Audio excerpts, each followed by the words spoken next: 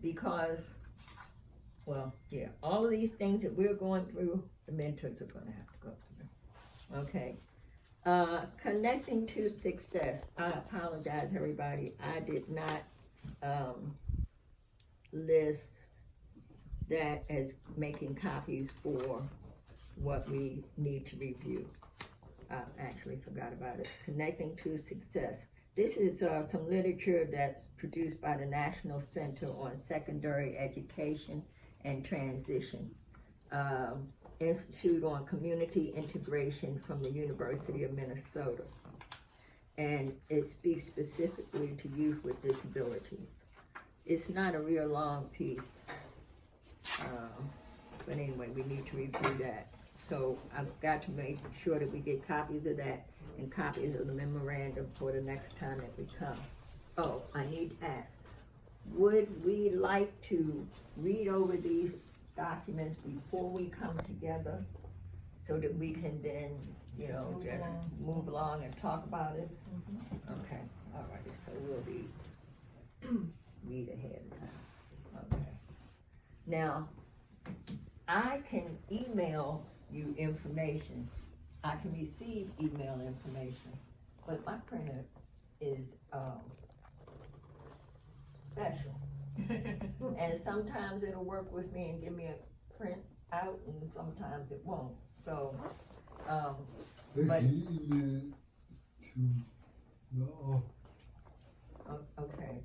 Well, okay, and you're gonna email it out to them. Can y'all print off this connection to success if I email the link to you? Okay, all right, good. Okay, so Kaina, email.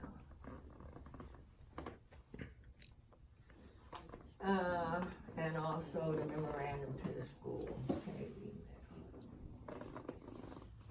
All right.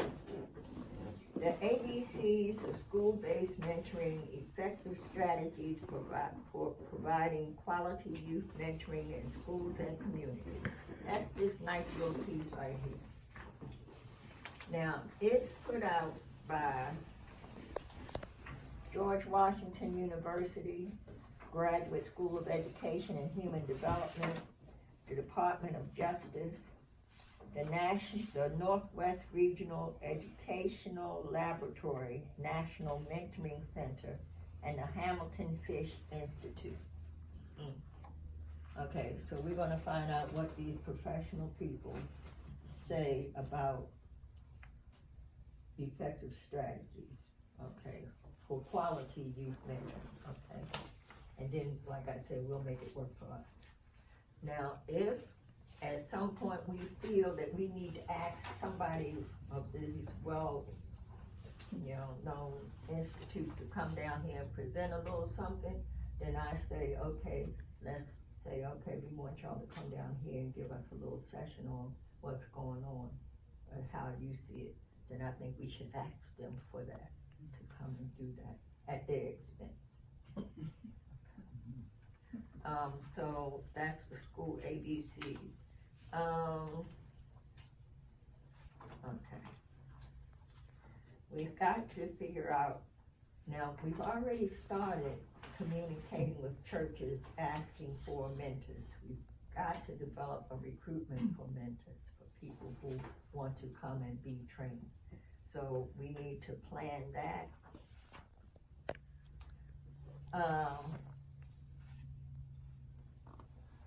Somewhere in these documents, there's a mentor application and mentor agreement. We wanna review it and see if we want to change anything.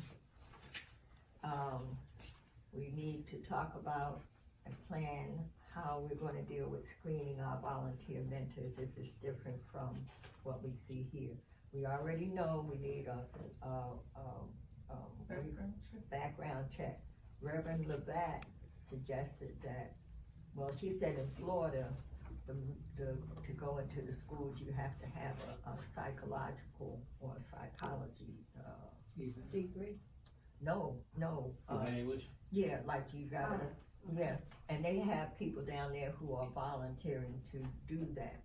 So that means, okay, if we say we wanna have that here too, that's an extra thing of protection, then we need to start communicating with schools, universities, I don't know, whoever professional psychologists are, to see if they will provide free evaluations for people who want to be mentored, because we can't pay for that. Well, so we need to have some volunteers from among us to, deal with, seeing if we can get, contacting the, psychologist. And that can be just a basic letter or email that can be sent out to everybody saying that we're doing this, we're gonna need this, are you willing to do pro bono and provide this, or in kind and provide this for people who want to, become mentors? Now, the Cobb County Schools hasn't asked for that, but that's an extra protection for disabled in action.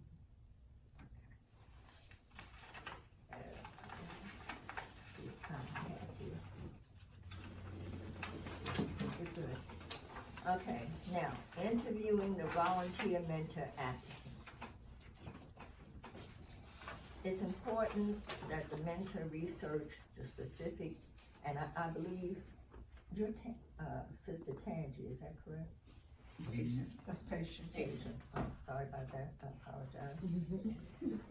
Someone, brought up, in another meeting, a previous meeting, the importance of the mentor researching the specific medical condition of the mentee to get a better understanding of the disorder. Yes, great. So we wanna make sure that we have, that is a requirement. As we, find out more about these conditions, we can have a little library of information. That way the mentors can, just come here and get Research. more. Although there's a lot of information that can be found online, so, we're not stopping anyone, but we can, like index the information so they know where to go. Basic structure. And help them get a start. Okay, the mentor must also know about the student's individual education plan, IEP. This will allow the mentor to possess the knowledge needed to better advocate for the mentee based on possible needs that the mentee doesn't even realize they may need and benefit from. And of course, that means we're gonna have to have parent permission. So, we need to be looking at, if there isn't already a parent permission form, then we'll develop a parent permission form. Okay, and they were saying to give an example of how, it's Morgan's mother, who's Morgan's She mother? isn't here. Okay, she's one, she said we could give example of how, his symptoms from the disorder involve sudden weakness. And it appears that he's sleepy, but in actuality, his body is internally weakening from muscle wasting. So the teacher is getting upset because, you sleeping in class when. That's not really, It's a symptom. Yeah. So, and Morgan himself, the student, doesn't realize that he's going through this change. But she was saying that because she does, that caused her to do additional research on his disorder so that she could help the school to understand what is going on. And it's also prayerfully, no one will ever have to go before a tribunal or anything like that, but I've experienced with my grandson who had epilepsy that I had to go and do the research to find out about the side effects of his medications that he was taking. And every single medication that he was taking impacted his behavior. Every single one impacted his behavior. So I'm sitting there with front and back page and a half of side effects, and a majority of them are dealing with it. And the school wasn't even aware, the doctors didn't even know all the side effects. So you know, that research is really, truly crucial as it relates to helping in the advocacy and the understanding of what's going on with the youth. Okay, so we want the mentors to list at least 5 goals that they have set for themselves and the time frames they gave to each goal, to reach each goal. And we want them to include the outcomes of that. May I suggest, 5 goals might be a bit much with Okay. students with disabilities because you want to be effective and you want to reach your goals. You're right, this is not for the student, this is for the mentor. And Oh, the 5 goal that the mentor wants to accomplish with the student. Well, actually, if I'm remembering correctly, Reverend Peterson came up with this idea as part of an evaluation of the mentors. We wanna know, what have you done, what goals have you set, and what have you reached in your life? Okay, I'm sorry, I misunderstood. Okay. Yeah, so this, all of this is for the mentors. I see. Mhm. Okay. So he suggested a number of 5 goals, and for them to let us know what happened with these goals. And, again, these are things that we need to talk about. Yeah, even for the mentor, is 5 a realistic number?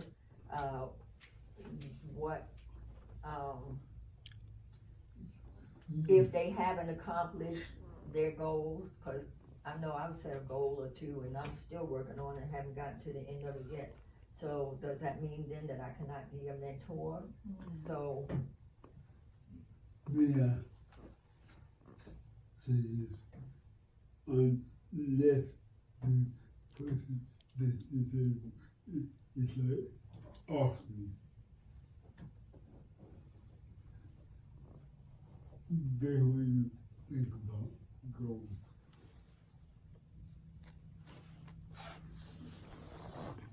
So, as mentors,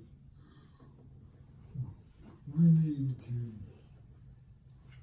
put Austin like Austin out front so that they can see that they can have a goal that is attainable. okay, so let me make sure I'm clear. Okay, so I know that as mentors, we need examples as well. So you're saying that if Austin can set goals and attain goals, then the mentors should be able to show us that they have set goals, or we have set goals and obtained goals. If they are exposed to Austin, people like Austin. Okay, but, okay, that's once they get here. Yeah. But in the process of recruiting these mentors, they haven't as yet been exposed to Austin or people like Austin. Oh. So we still want to, I'm asking, are we still saying that they need to have set some sort of goals in their life that they can give us an example of achievement? Yeah.